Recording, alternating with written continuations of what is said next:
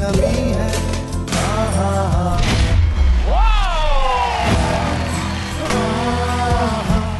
जिसके अंदर है डांस का जुनून, जिसने अपने जिस्से और चुनौतियों का सामना करके अपने हर सपने को किया साकार। जिसकी हम बात कर रहे हैं वो है dancer, social media influencer Mukul gain. आज मुकुल गेन को कौन नहीं जानता होगा और उनके डांस का कौन नहीं दीवाना होगा।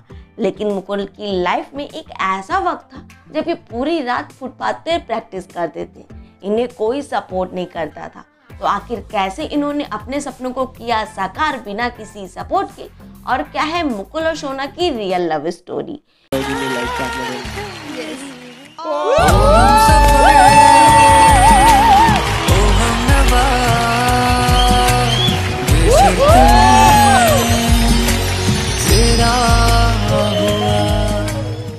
कुछ लोगों का तो ये भी मानना है कि मुकुल ने आज तक जितने भी रियलिटी शोज के सब में पैसे दिए। तो क्या है इनकी लाइफ की वो असली सच्चाई? क्या सच में इन्होंने पैसे दिए? तो इनकी लाइफ के वो सारे अनसुने राज हम इनकी लाइफ स्टोरी के थ्रू जानेंगे, जो होने वाला है बहुत ज़्यादा इंटरेस्टिंग। तो चलिए देर ना करते हुए इस वीडियो को स्टार्ट करते हैं।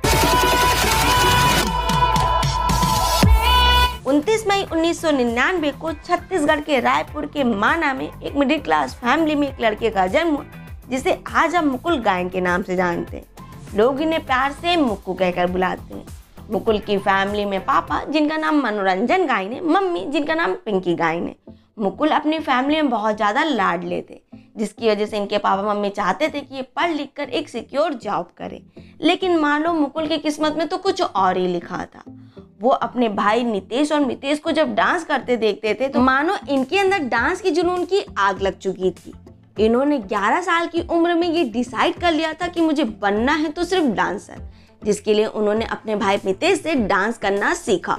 और ये जब डांस करते थे तो इन्हें बहुत ज़्यादा सुकून मिलता था।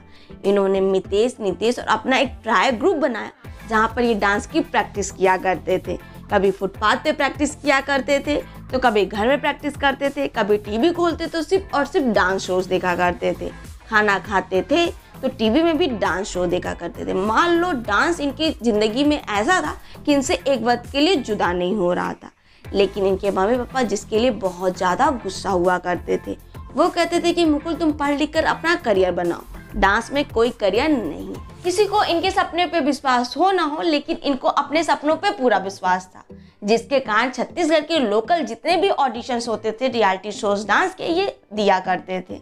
ये वहाँ जाते थे, रियलिटी शोज में ऑडिशन देते थे, लेकिन वहाँ पे कभी सिलेक्शन नहीं होता था। सिलेक्शन से ज़्यादा तो इनके रिजेक्शन हुए हैं। 4 से 5 साल तक इन्होंने खूब रिजेक्शन झेला है। इन सब रिजेक्शनों में इनकी मम्मी ने इन्हें हमेशा साथ दिया है। जब कोई ऑडिशन होता था तो अपनी मम्मी से ये ऑडिशन की फीस मांगकर ले जाया करते थे और जमा करते थे। जब ये मुश्किल से ऑडिशन फीस जमा करते थे किसी तरीके से और उस पर पार्टिसिपेट करते थे, जब इनका रिजेक्शन हो जाता था ये बहुत ज़्यादा हताश हो जाते थे।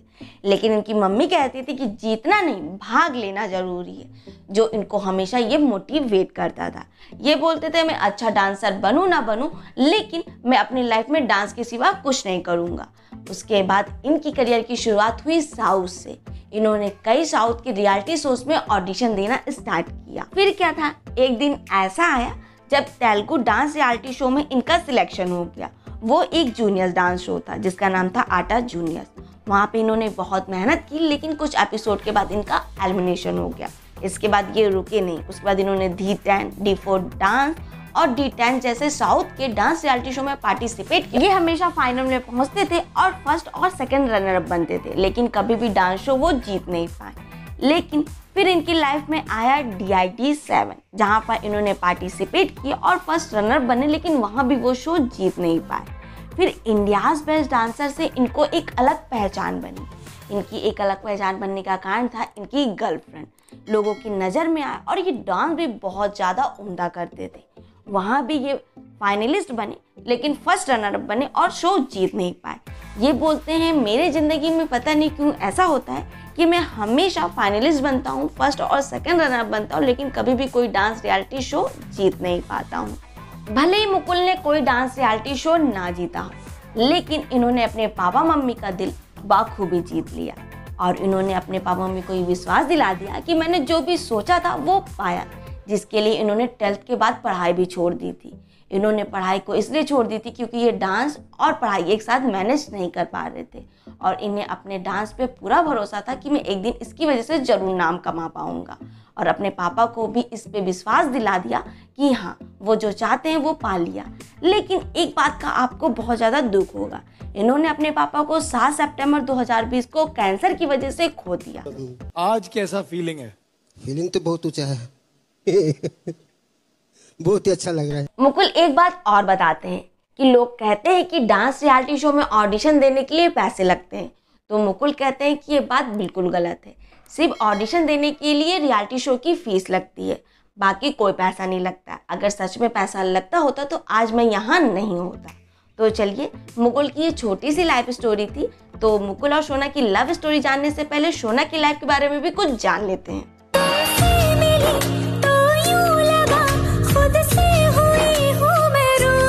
20 अक्टूबर 1999 को रायपुर छत्तीसगढ़ में एक लड़की का जन्म हुआ जिसे आज आप सोना दे के नाम से जानते हैं। मुकुल इन्हें बेटा कहकर बुलाते हैं। सोना की फैमिली में इनकी मम्मी, इनकी पापा और इनका एक छोटा भाई है। सोना को भी डांस का बहुत ज़्यादा शौक था और डांस ही कारण बना मुकुल और सोना की मुलाकात। सोना भी हमेशा डांस रियलिटी शो के ऑडिशन दिया करती थी। सोना को भी डांस करना बहुत ज़्यादा अच्छा लगता था और सोना साउथ के विशाखापट्टनम में डांस रियलिटी शो में ऑडिशन देने गई थी। ये बात 2018 की।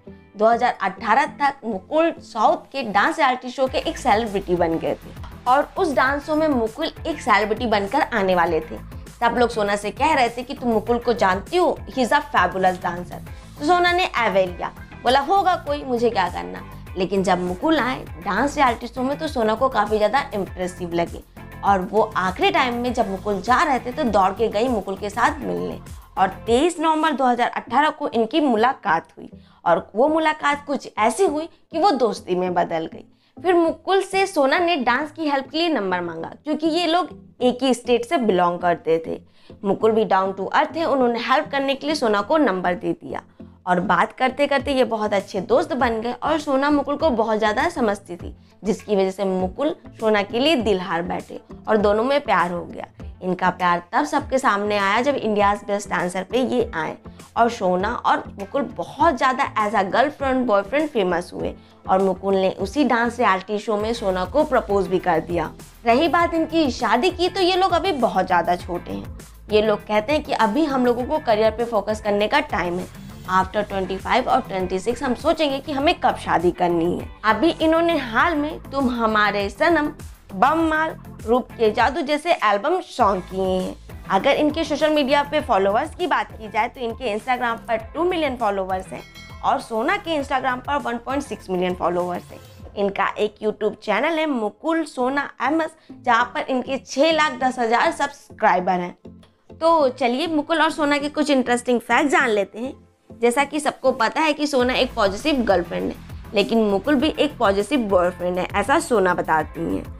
मुकुल हर्ष और भारती के बहुत ज़्यादा करीब हैं क्योंकि हर्ष भारती ने मुकुल के पापा के ट्रीटमेंट के लिए हेल्प की थी।